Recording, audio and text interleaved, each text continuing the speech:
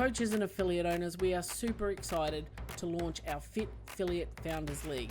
It is hosted over on the Skool platform, and you'll find a link in the show notes or a link in our bio over on Instagram. This is a group where there will be higher level conversation, higher level thinking, critical thinking, creative thinking, a little bit of fun, but the end game is everybody is helping everybody else be better. So I'll see you over there. And welcome back to the next episode of the FitFilliate podcast.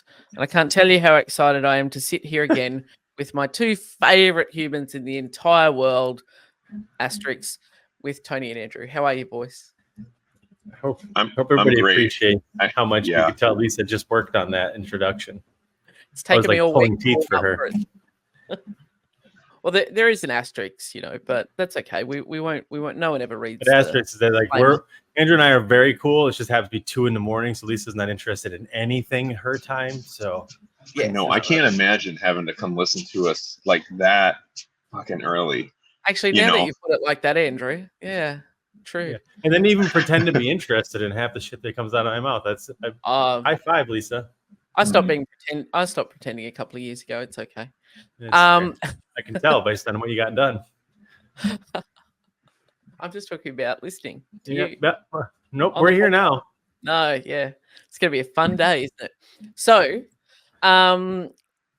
let's talk about something that I saw come out of a conversation in our Fit Founders League Skool group, where we have some amazing humans having amazing conversations, and we're in there as well. But link in bio.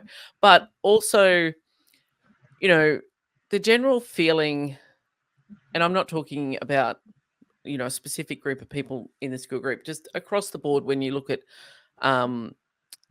posts from affiliate owners, they're overwhelmed, overstressed, don't know what to do, spinning their wheels, and they quite often the cry comes out is, how do I simplify my affiliate? How do I simplify my life? And someone actually made the comment saying, well, you're always talking on the podcast that business should be easy, and affiliate is the simplest business to run. How do I make it that way? And it was a really engaging conversation, so I thought that we could bring it to the wider world here. Can we just take a moment and appreciate, for everybody listening, maybe you don't notice it because she's so good at it, how good Lisa is at just looping us into this conversation that we have no idea that we're going to talk about. She just nudges us in gently, and yeah, good job, Lisa. I did learn from the early days that if I gave you notice, we'd spend 3 days debating the topic that I was going to talk about anyway. So now I just tell you. I don't know if it was a debate. It was mostly be like, nope. Yep. It's like, nope. Okay, let's definitely talk about that. Nope. I got the most nopes. Dogs. That's about all you're getting out of me. I want to go first. Get it. The answer. And it's not. It's an answer. I don't act like I can answer or give advice based on like my opinion or anything actually matters in life. It doesn't. And the sooner you know that your opinion doesn't really matter that much, you tend to become a little more successful, a little more resilient. But why the business of affiliation is easy is you pay a fee, get insurance, and then you essentially get to start. So then the first question is, people overthink, well, what am I getting? What am I getting from the affiliation? Am I protecting the brand? Is it IP? Are they doing paid ads? Do I get to talk to Andrew about stuff? Like, well, don't worry about any of that. You decided you're going to do CrossFit, get insurance, and start. Paint the walls, go. Yeah, and that's how it used to be. So if they overcomplicate the first one, like, all right, but if you didn't do that, the second reason they feel overwhelmed is the competition. They pay attention to it so much. There's burn boot camp. There's fit body boot. Yeah, it's all over, and you cannot even take your wandering eyes away from it. So you're like, well, that boot camp, the guy drives a Range Rover who owns it, and he only shows up once every 10 days. They have 14 classes a day, and they do X, Y, Z. So I think I need to do that. Yeah. Who's the affiliate owner who opens up? If somebody asked me, as someone who professionally gives us advice, I'd say start with 2 classes, maybe even 1.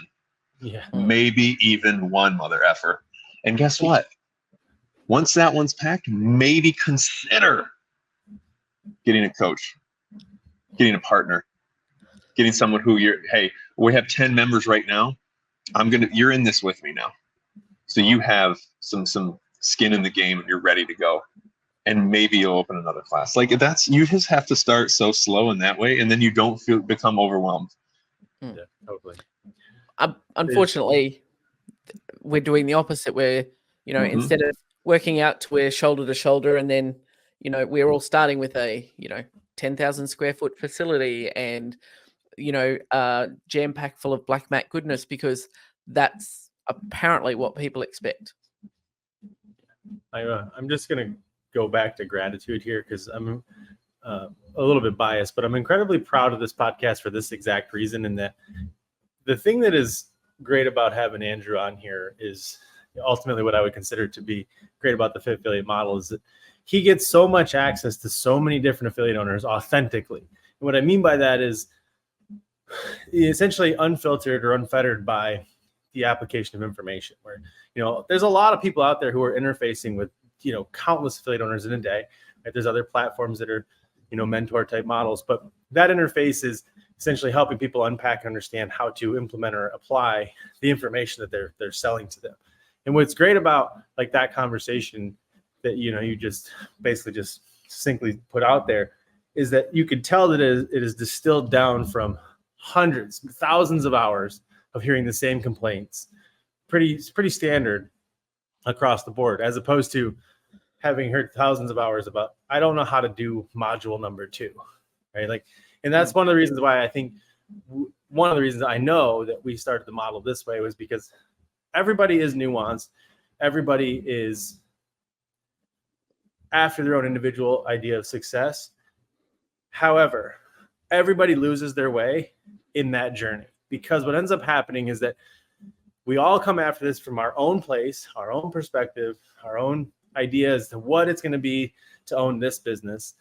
And then, no surprise, it ends up being harder than we thought it was going to be. And so in an attempt to make it easier, not simpler, we look around at what everybody else is doing and try to, I guess we'll call it cheat the test, right? That's the beauty of life today. We can look at what everybody else is doing and try to copy it. And what ends up happening is that we try to emulate our way to, we'll call it a socially agreed upon definition of success, like we'll call it the Range Rover, whatever, the one class. And so we're like, I'm going to aspire to be that guy. So I'm going to try to do everything that he's doing, none of which is what I really set out to be doing. But he's got the things that I think I would agree that I would like to have. So I'm going to do those things. And we layer on this level of complexity to our own individual nuance. And then when you come to me for success, you want my help in how to make those things easier. And my answer is stop doing them. And people are like, I can't. I need the Range Rover.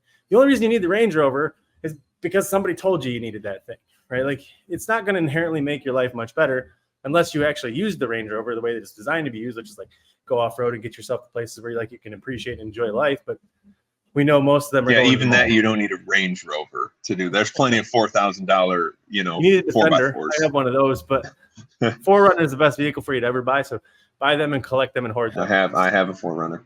That goes, Tony, that goes right into what Lisa prepped us on is the essentialism versus minimalism versus like, why does that person think that it's a struggle in our country today? Lisa, for sure, I know you're not here, but if you were here, I'm sure it happens in Australia. There's still status in prison. Yeah. There's still rank. There's hierarchies in prison. But we have an obsession with keeping up with the Joneses, and we define our self-worth by where we're at, what we're wearing, what we're driving, what we live in. We have no concept of net worth whatsoever. We could be negative net worth $1 million, but if we look like we're not, people get very excited about that. And it's just a weird thing. CrossFit doesn't have a business mentorship. So if they asked me, I would personally recommend operating off of very, very, very, very, very low, if not any debt, because that's the affiliate business model. If you're like going to take out some giant loan and think you're going to open up some giant CrossFit facility because CrossFit's going to bring in 700 people just by its brand. Signing up for a lot of suffering at that point. Yeah, you are just, if you grassroots this thing like it originally started, and just maybe you have one credit card that's got like an $8,000 limit that's 12 months finance, same as Cash Baby, and you're like, all right, this is my livelihood on this. I'm putting everything I got, and I'm going to pay the sucker off as quick as I can. Great. That's how grassroots starts. So like, I don't know. I think it, go ahead. No, yeah, I agree with you. I think that people lose sight of that in the quest for more. And you're right. It's a thing in Australia. We have McMansions. We have, get that quick dopamine hit. And that's what it's about. As someone who used to do that with shoes relentlessly, like I'll put up my hand before Tony. That's okay. That's like, a hobby. You can have hobbies, right? Like you like collecting shoes. No, but I did it. It was that feeling it gave me because I felt like I was failing and struggling in every other area of my life. And that was the one thing I was like, oh, I could be the first person that has these shoes over here or whatever. And it passed, incredibly quickly. But, when they start an affiliate, they're like, oh, well, I'm going to have this. And they see that somebody has a reverse hyper, which is basically a coffee stand. And they think, well, I need to have all those things and give the members 50,000 options on day one. I was having a conversation a couple of days ago with an affiliate owner, and they're like, well, who are trying to get a good foundation in their business. And they're, oh, well, should I start? And they listed 8 different types of classes. And my question is, why? Is this the right time to do that? Because I said, now you've got a house with shaky foundations and you're going to turn it into a 15-story McMansion. That's not what you need to do. I mean, you can shit. I'm not going to tell you what to do. You can do that, but it's that. Oh, but I just saw that XYZ down the road. It's like, but you're not XYZ. Like you do you, and that's the beauty of the affiliate model. Sorry, you make it's not an affiliate model problem. It's a human problem in general. The quote by Naval Ravikant is, desire is the contract you make with yourself to remain unhappy until you get what you want. Right. And that quote, I think, accurately sums up so much of the unique human suffering condition, in that we spend our life uniquely in pursuit of desires. To the point of, I guess we'll keep this a little bit like a smushy subject here, but the vast nature of what we as people aspire to tends to be more on the side of things that are hard to attain. I think we've talked about this before, versus things that are valuable. And anybody who has attained those difficult things, we'll call them the luxury goods like Rolexes and Ferraris and all those other things, won't necessarily inherently tell you that they have much value at all, right? When they will tell you the things that they do value are things that we can all universally agree upon, that are universally available to everybody: love, kindness, relationships, things of that nature, health, right? However, everybody on the outside of that sees those things as like, if I can just get that thing, people will then think that I'm a success or whatever. And there's lots of reasons for it. And at the core of this whole thing is that I've said it on here a handful of times, but I say it a little bit wrong on purpose. The only unique human motivation is the avoidance of discomfort, is what I normally say, because it's true. But the actual only unique human motivation is progress. Humans are the only species that is universally wired to constantly be driving themselves forward, creating and improving their situation. Very few things in life are as uncomfortable as not making any progress, right? I think we can all agree on that. We've all been in that situation where like you're just in that habit loop, just self-deprecating. Quick pause though, define progress, because I think this is going right into the essentialism, right? Like progress. Mm-hmm. So are we talking progress of progressing to a bigger house, a bigger car, a bigger what? So are you saying that our values are confused on what really matters? Is that where I'm? Yeah. The answer to progress is different to every person, right? The problem is that the distraction is that we confuse attainment with value, right? Skills, character, relationships, health, fitness, etc. Those are all valuable things that are progress driven in nature, can infinitely, continually, endlessly pursue those. Things like attainment also can be what feels like progress, but they're not actually progressions. They're a byproduct that you can then benefit from through some other progression, right? So like I get to the Rolex by progressing in my skill set to be able to earn more money. Therefore, that becomes the quote unquote status symbol that I buy to show the world that I have this skill. But that overlooks the part of it where the values don't necessarily change, because you, by getting that skill, sure, you could buy a Rolex, but what you really do is become more valuable to the people in your life that matter. Right? You become more valuable because you can create more support, more safety, more consistency. You could be more available. You could be more aspirational. You become a role model. You become all these things. And it's not that people don't pay attention to that. It's just that the other things are shiny things. Literally, they quite literally are waxed and glossy. And so going back to where this started, which was how affiliate owners end up getting confused, is that things get hard, right? And I notoriously will come out and say owning an affiliate is a fantastic business to own because it's an incredibly simple and boring business, right? And anybody who's got the keys to one is like, must be nice of you to say. But the thing that I would challenge anybody listening to is how much of what you do that you are struggling with, you need to do. And then if you would tell me that it's all of it, I would ask you, based on what metric? Why are all those things quote unquote necessary? And once you dig, you'll find that most of that stuff is essentially kept in place to keep in place a house of cards, right? To keep this thing looking like it should be, as opposed to if I say, all right, let's back up. Let's go back down the trail. Let's pick a different path. If you could build this thing into anything that you want it to be, and it could look like any version of it you want it to be, absent of what it's already been, it could be anything it wants to be, what would it look like? It looks like a very different process. It looks like a very different model. It does the same stuff, just applies it differently. And then that business model is really simple, right? To your point, Andrew, you start small. Right? The best model is the Santa Cruz model. You fill your class. When it comes time your class is full, you get somebody else. Let them fill a class. When that class is full, you get someone else, let them fill a class. Each person is responsible for filling their class, being fun, being engaging, being effective. Classes grow. Next thing you know, you got 3 classes, 4 or 5.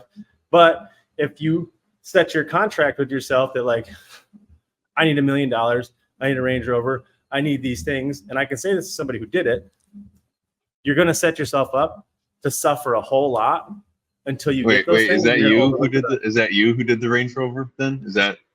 I mean, okay. I'm not going to go on the record saying it, but I have done it. And I technically drive a Land Rover now, but it's a Defender, so it's much more capable. Well, so go ahead. You go, Andrew. All right. Yeah. That got my brain drunk. I needed this today in a good way. One of my favorite investors to listen to, he always states during really bad bear market times, like, you know, do you have a mode of transportation? Do you have food?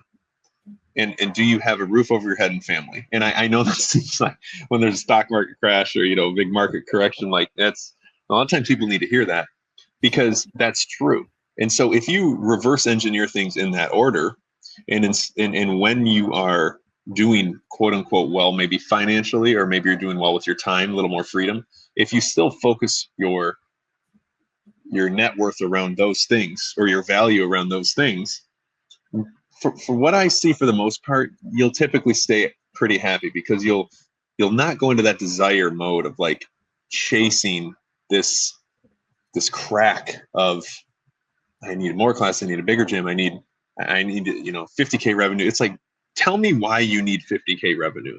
I know Pete, you guys do this when you're talking. So tell me why it's this number, your revenue. Tell me why you need to pay yourself this much. And if the answers are like, I'll be honest, I have a spending habit, I don't even think coaches will say like that's bad. It's just like, okay, well, at least you recognize like your spending is the reason that you need to have more revenue versus like actually needing to have more revenue. So I don't know, man. I'll sit down last thing and I'm out. I want to sit down with a person. Okay, there's a pair of Gucci pants right here and a pair of camo sweats with a hole in it. Okay. I know I have a pair of camel sweats in the hole with it. Lindsay Smith told me they were the best sweats in 2014. I bought it from Abercrombie and Fitch because she told me to. I've snatched $245 for a double in those pants. Those pants have traveled with me to X amount of seminars where I can tell you amazing stories. In those pants, they've come through 4 different houses with me. I've also not changed my body composition enough to have them for going on 10 years. I've like washed them before with soap. You know, when you sink. I'm telling you stories about my pants.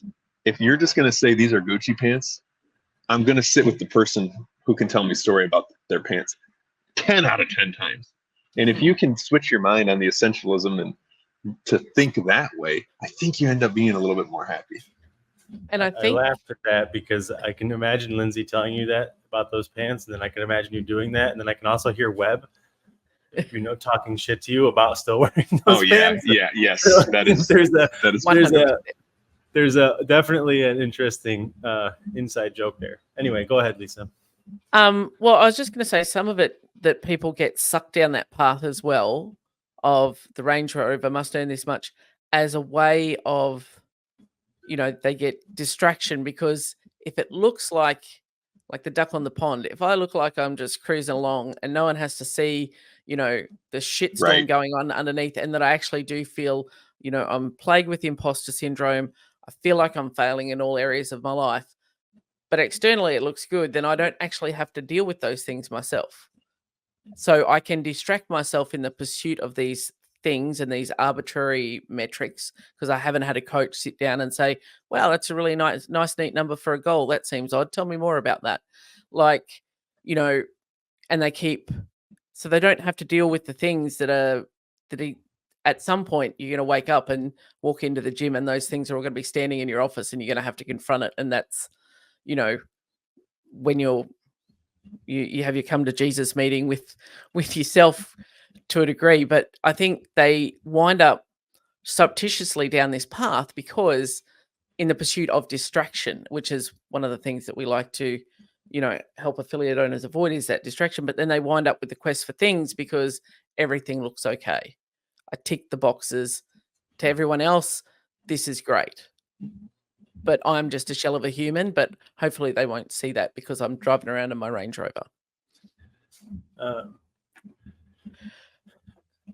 We could absolutely nitpick the psychology and the pathology that leads to these fascinations with pursuing things that are hard to attain versus things that are valuable. Although that would eat up like 7 episodes of this podcast. And it doesn't necessarily have to be. I mean, it can be because of things like that, and it's valuable to dig into them.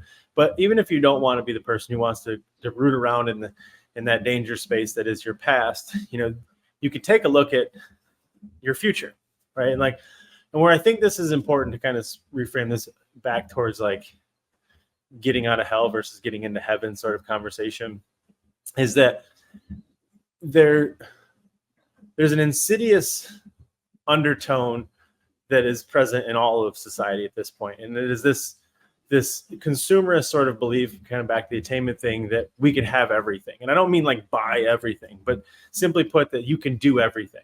You can get all the work done, do all the tasks, do all the jobs, do all the things, do. And that is sold to us every single day, right? It's sold to us for a lot of reasons. For one, there's a lot of money in that. And two, like society is very much the hustle and grind culture. Like we as a society, as a species, love to glorify our struggles, not our victories. And we could get into the psychology behind that one. But the point is that if you glorify complexity and you glorify doing the most, you end up doing the least.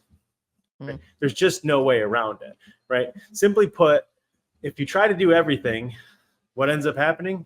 You do nothing, right? At least nothing well.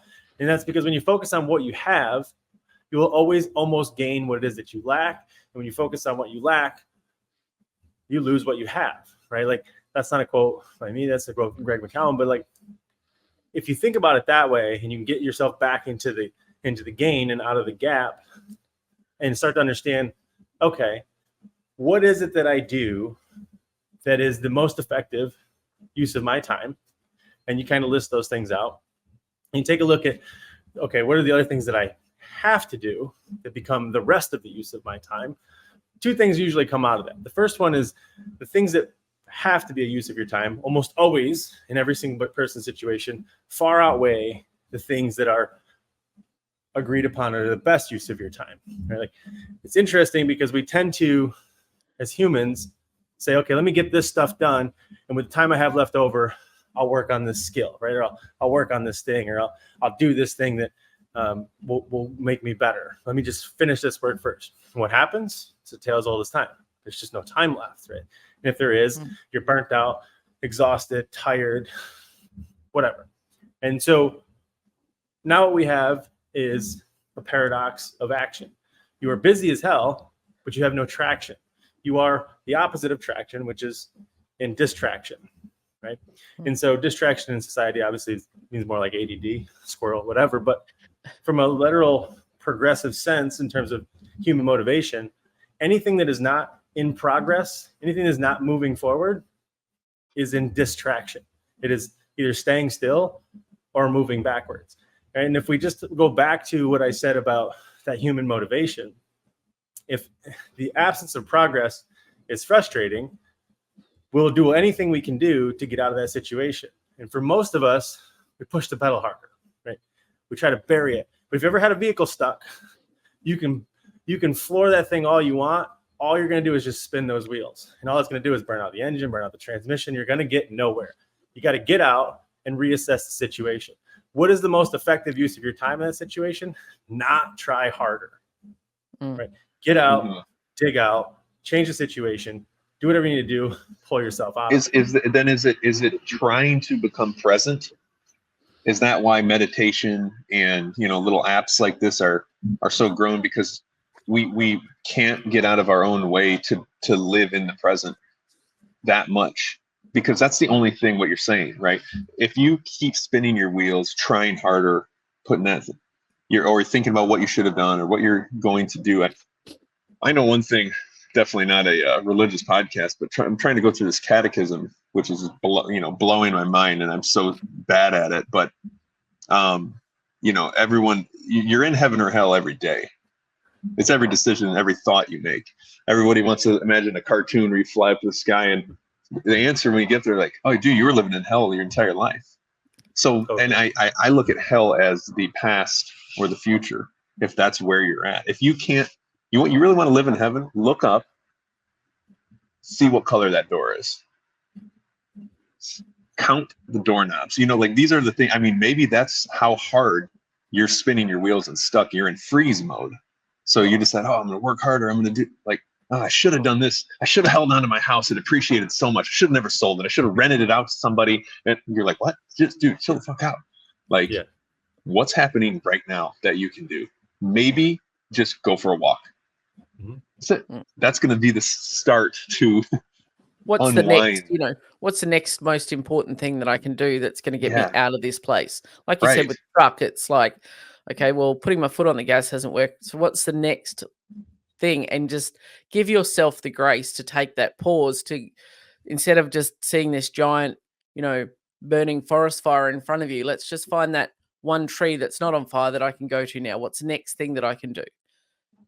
So, but we don't give ourselves the grace in that pause because we're riddled with distraction and pursuit, that we can stop and just go, I'm just going to be for a minute so I can think about what the next thing is, rather than, and that's what society's like at the minute. We're reacting, not responding. So it's instant. Like someone puts something on social media you don't like, bang, you go and do it. The gym down the road posts a new timetable. I need that on mine. Like we don't sit and think so that we can respond and go, why am I reacting this way? And analyze that a little bit, which that's the beauty of, our community in the Fit Founders League, is someone has taken the time to possibly react by putting something out there that they're struggling with, and everyone else can sit and respond and help them get to a response to a situation, not just, you should definitely load up the pitchforks and the fires and torches and go down and burn everything to the ground, like, which is what happens in other communities. But it's, okay, well, why is this a struggle for you? Why are you feeling like this? And helps you then go, oh, yeah, okay, I'm doing that thing again. But by ourselves, it's very hard to do that. I don't know if any of that made sense. It's early. It does make sense. No, and it makes sense. So to like the point of like what Andrew's saying is there's so much power in presence, right? You know, whatever you think about religion, you can make it about whatever you want it to be. The problem is that if that was gold, no one would have it. I think everybody is essentially, you know, for better or worse, usually for worse, distracted. And there's a lot of reasons for that. Most of it is their own decision. But the point I guess I'm trying to make is that the superpower of today's generation is not going to be some spandex-clad superhero. It almost appears that the superpower of today's generation is your ability to filter information, period. And the reason I say that is that, you know, it kind of goes back to what we're talking about now, which is how do you, I think I made this a post in the Founders League, which was how do you navigate or plan for the essential few against the trivial many? And as a person, not even just an affiliate owner, it's super easy to make a list of all the things that are loudly screaming for your time. And then with the rest of your time left over, you schedule out the remainder of your skill work. This is comically, but maybe more relatively applied to this audience, what happens in the Open every year. Okay? Every year the Open comes and gymnastics completely devastates the field. They're mad about the standard because the standard somehow replicates or reinforces that they are a failure as a human. What you're a failure at is knowing damn well that's going to come next year, and then you didn't work on your skill set. However, that's insensitive because you would have worked on that if you had the time. You just didn't, right? Because all the other workouts got in the way, and then life got in the way, right? But if somebody would have said, hey, how do you want to make sure it doesn't happen again next year? Like, well, I should probably work on that a little bit, right? And the superpower of today's generation is absolutely your ability to filter information, right? And like there's a quote from Peter Drucker about that, which was effectively to that point. And he said, and I'll butcher the quote, one of the greatest management consultants of all time, just for anybody who doesn't know, is that in a few hundred years, when they write the history of our society and the sufferings and the struggles, it's not going to be about the internet. It's not going to be about technology. The thing that is going to have defined our generation is that for the first time in history, we have the ability to choose. People have the ability to choose. And because we have the ability to choose, as a society, we are woefully unprepared for that, right? And because of our ability to choose, go on the internet, go on social media. There's so many things for you to choose to put your time, energy, and effort into that you end up almost guaranteed not putting it into what you know you need to put it into. And so back to the gymnastics kind of example, filtering is a superpower, but the easiest way to give everybody that superpower is to give them a coach. Because a coach is completely unassociated from all of your emotional, elemental, dogmatic approach to life and all of your distractions. They, as an innocent bystander, get to act as an active observer in your life, not an active participant, until they can help you, to Andrew's point about being present, step into an active observer role and finally get into heaven, right? Because you've been there all along. And that just means stepping out of the participation thing. Because a coach just says, hey, if we're trying to get over there, why are you doing this, right? Oh, yeah. Here comes reasons. Okay, noted. But if we're trying to get over there, then why are you doing that? Well, these are the reasons. Well, don't those two things work against each other? Well, now you mention it. Yeah. So we should stop doing them. Well, I can't stop doing them because I got to keep these up. But those two things you're trying to keep up, when we just talked about where you're trying to get to, you didn't mention any of the things about that. So how did you come up with that idea? Oh, well, actually, I'm glad you asked, because I saw blah, blah, blah, blah, blah, and they have blah, blah, blah, blah, blah. So I thought I should do blah, blah, blah, blah, blah. And I'm like, okay, how's that working out for you? Well, it's not. So we should just stop doing it. No. Right. And so somebody has to constantly challenge you and ask you, is what you're doing moving you to where you're trying to get to? If not, it needs to be eliminated. And that's progress, right? That's why coaches become inherently amazingly valuable. And I think ultimately completely under-respected in terms of what an actual coach does, because most coaches do the exact opposite. They're actually trainers. And so they're self-defeating in that instead of just actively observing what somebody's doing and helping them move towards their goal, they become the problem and they become a trainer and they start teaching people things, telling them, giving them, talking to them, confusing them, layering them on, complicating them. And now this person has a million things to work on, right? And there's a time and a place for teaching and training. There's nothing wrong with those things. But if you confuse the two of them, you can take somebody's bad situation and make it way worse. And Well said. I think that's a really good point to the power of having a true coach.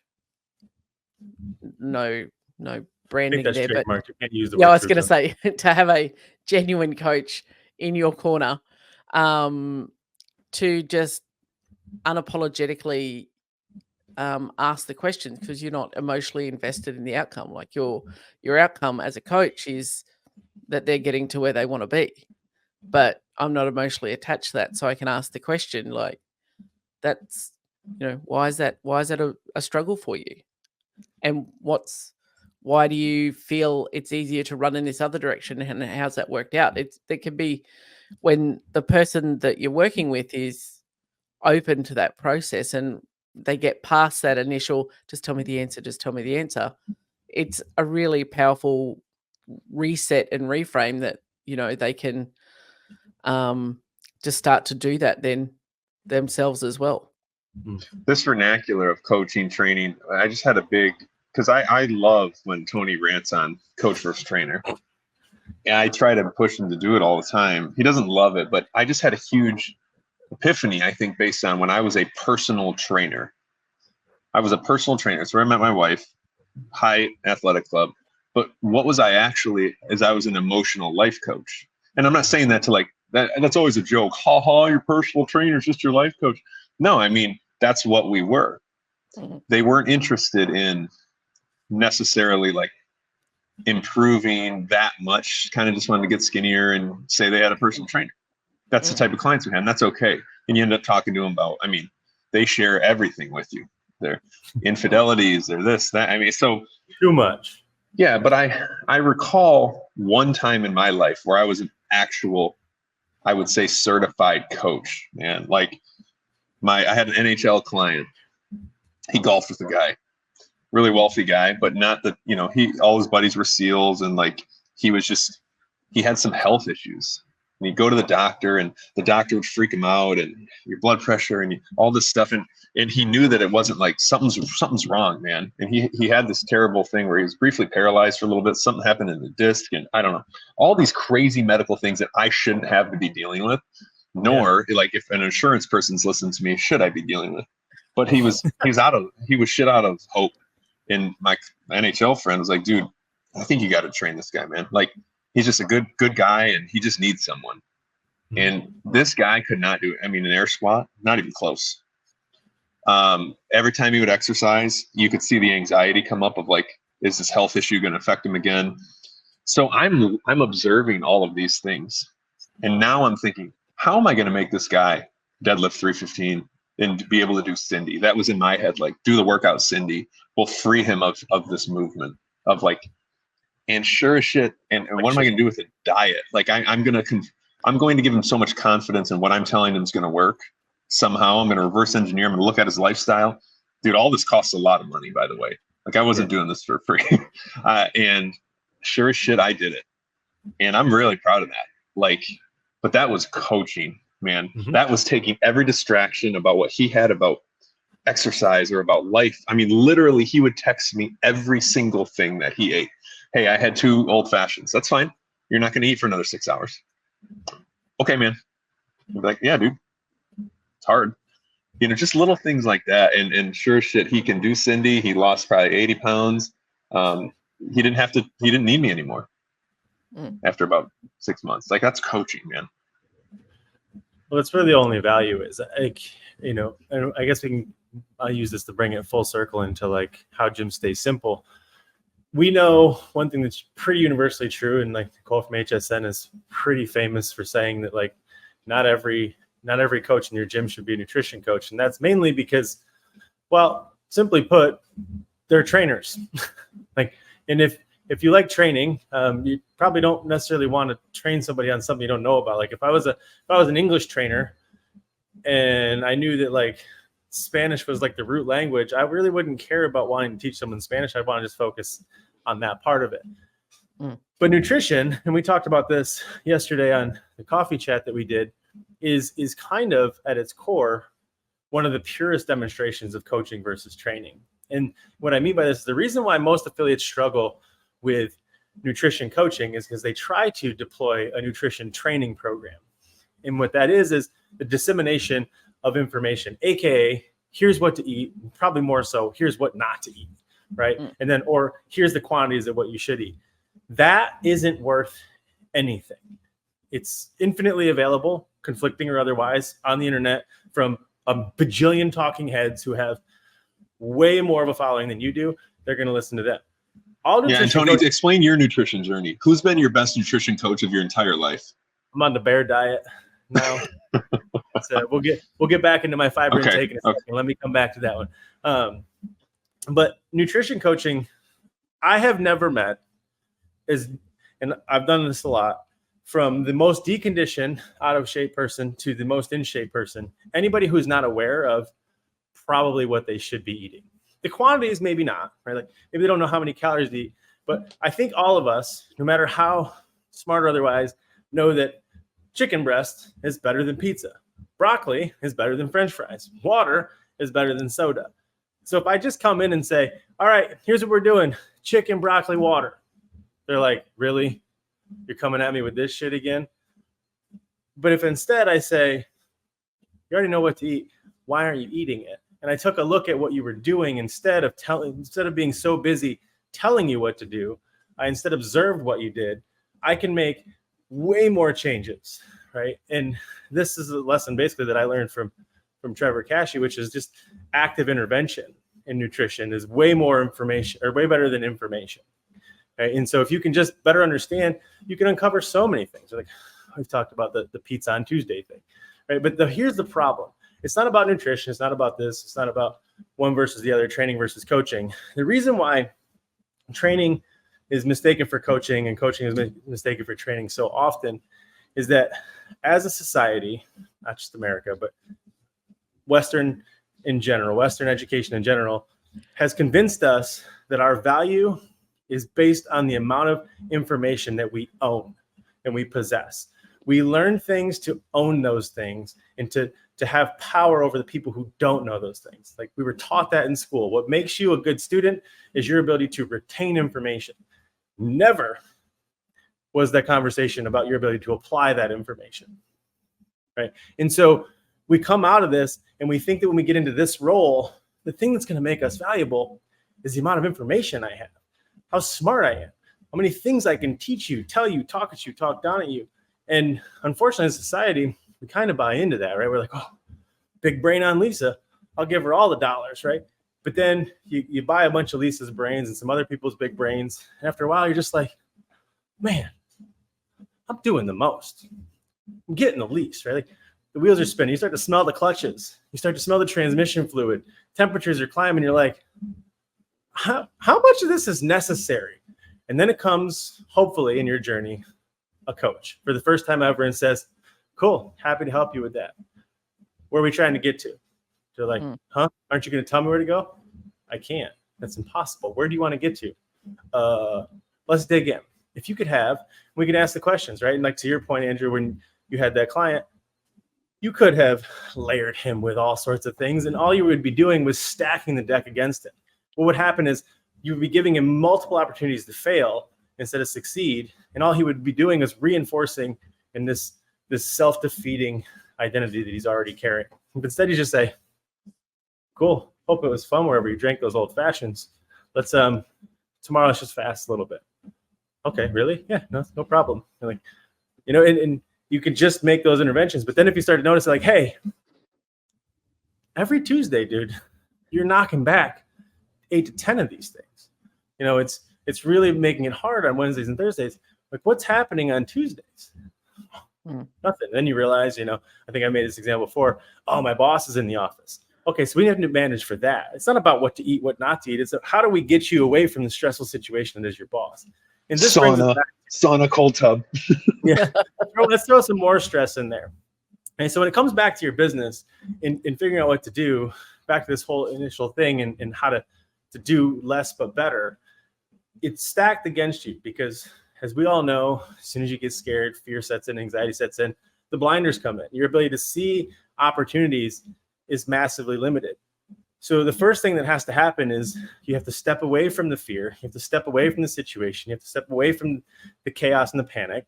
And you have to get crystal clear on where you're trying to get to, right? Get back in the game, get back into the vision and the mission. Once you can do that, then it's about just simply taking a true, honest look at everything that you're doing and then doing the math. What is the return on investment of this activity on that future? And you'll find, all humans do, most of what you do has little to no return on investment on your future. It has a whole lot of return on investment on your past, because most of our activities are reactions. The trouble with that is it's very difficult. So the fastest way to do that is get crystal clear on where you want to get to, get a coach to watch what you do, let them intervene, ask you why you're doing it, and then help you strip away all the things that aren't necessary. Right? But owning an affiliate is simple. You are not simple. You're a terribly chaotic, complex creature who just can't stop touching stuff. I feel like that was a quote from Men in Black, the original Men in Black movie. No, like, but maybe humans are simple. Yeah. Those movies are all burnt in my brain, so I mostly do speak in movie quotes. Yeah. You go ahead, Lisa. No, you go, Andrew. I'll let you go. You raised some great points about the nutrition piece. That essentially, like, I just don't understand why coaching. This should be talked about all the time. This should be talked about all the time. Training versus coaching, like daily. There needs to be content. There needs to be, conversations about this, because it's like we have just trained ourselves into a hole that we are epically trying to dig ourselves back into coaching. You know what? Really, if somebody gave all of us like $10 million, FitFilliate only, and said, do the most with this money, the number one thing I know what you would want to do, Tony, and I know that it's the correct answer, is rescue dogs? No. Is get people together. Yeah. Like, all that rant you just went on made me think, like, man, we need to get more people together. Like, I remember one time I did a class for 80 people. Nobody knew what was going on. It was chaos. And I just started playing the Thunder song. Have you guys ever done the Thunderstruck burpee warm-up? Yeah. Where you do a burpee every time? Yeah. It's awful. And I gave no one. I told my wife, I go, watch this. She's like, great. Hold my beer. Yeah, and I just played it. I explained nothing. I didn't say anything. I didn't even say this thing is starting. I just watched the herd. Like 6 people who knew me got it right away. Then 20 more. Then you saw those 20 look at these 20 going like, it looks like every time they're doing a burpee. And then you saw people doing a half burpee. But then you saw them by the end of the song realizing, like, oh, these people are going all the way to the ground. I said nothing and got 80 people together to slowly start. I literally said no words. And look at what happened. I can only imagine if we were able to get people together in that regard, what their soul would come out of a weekend. And you're right. And when we bring a community together, the power is huge. And I guess we've kind of started that with the Skool group, we're bringing people together. We're watching, even virtually, that people are, making that shift and following a herd for good. Again, not with the pitchforks and torches and, we've got to try the new flavor of the latest recovery drink and or whatever. It's in a positive bent. And then from that, we can, build on to doing, as that group continues to evolve, it will lead to, let's catch up in person somewhere. I don't know that you're coming to the prison island, but One day, maybe. But to have the power of that positive group think. I know we always talk about group think being, shitty and herds of sheep, but when it's channeled in a positive direction, and not that, that's nothing that someone is going in saying, we must all talk positive today. Like, it's just everyone's lifting each other and lifting the standard of the conversation, because that's just what it is. It's like the first 20 people or the second 20 people looking at the first 20 people going, oh, so we're doing a burpee and that's how we do it. This is how we are. This is, how we be. So I think that, if people are wandering around and feeling overwhelmed and don't even know where to start, and they don't have their 2 cents to rub together, like the Skool group is, like, get a mentor, surround yourself with like-minded people who are moving forward. Don't get a teacher. Hey? Don't get a teacher. Yeah, don't Right. get a teacher. Like, Don't get a trainer. Don't- mentor. Don't and pin the tail on a tribe. donkey. No, get a tribe. The conversation of training versus coaching, I think a lot of people's heads flies over their head in terms of, like, Tony just dwelling on semantics, right? Big deal. And like, we go back in time, a decade or two ago, this was a conversation. I think that was very known in the journal and in the forum that, like, coach was a title that was reserved, that was bestowed upon you, not one that you could choose. And everybody, you're trainers until you get to that point. And then even HQ started to delineate the two and started using the word trainer and coach and trainer, coach. And, like, now everybody's like, first thing you do, you'll take my 5:30 class, you throw somebody a coach t-shirt, right? And here's the reason it matters. It's not because I care about the semantics of the word. It's that we are in an era of danger as it applies to the devaluation of what it means to be a coach. There is probably no greater calling, no greater position in terms of its efficacy on another human than there is to be a coach. The problem is, I think we would all agree to this, all of us that are coaches, it's not exactly a title that comes with a whole lot of pride. And the reason for that is that every asshat influencer who doesn't want to go back to work is now a coach, right? They're selling something to teach you. And if we don't get people to understand the difference between training, teaching, and coaching and mentoring, we run the risk of those things all being blended together. And the reason why that's a problem is that the more coaching is confused with training, the more people begin to devalue it. And the thing that you guys sell as affiliate owners is coaching, not training. CrossFit, the methodology, the workouts have been free since forever on the website, and they will hopefully continue to be free for forever on the website. What you offer is coaching, but that comes from not your ability to teach or talk at people, but your ability to use questions to understand people and to make interventions into their life and into their behaviors so they can get to their goals. It doesn't mean you can't be a trainer, because they're both very different.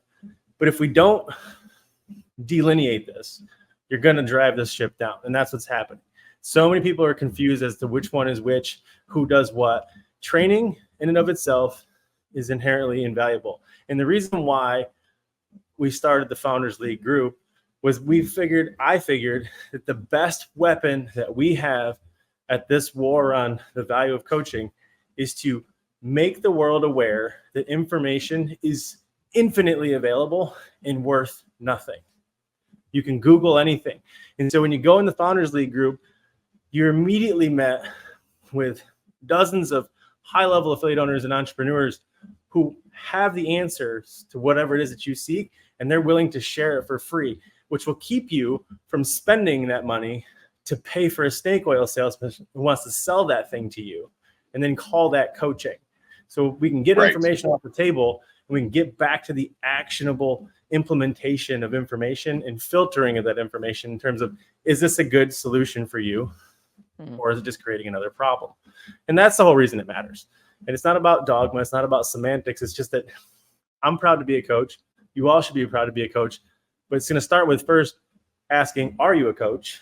And then what does it take to get to become a coach? And then how do we get everybody else to understand the same thing? And I think that's probably a good note then to stick an exclamation point in the end of this one, not a pin. I think that's a good mic drop moment to end that on. So thank you, gentlemen. For those of you who are watching or listening, there is a link to the amazing Fit Founders League in the show notes.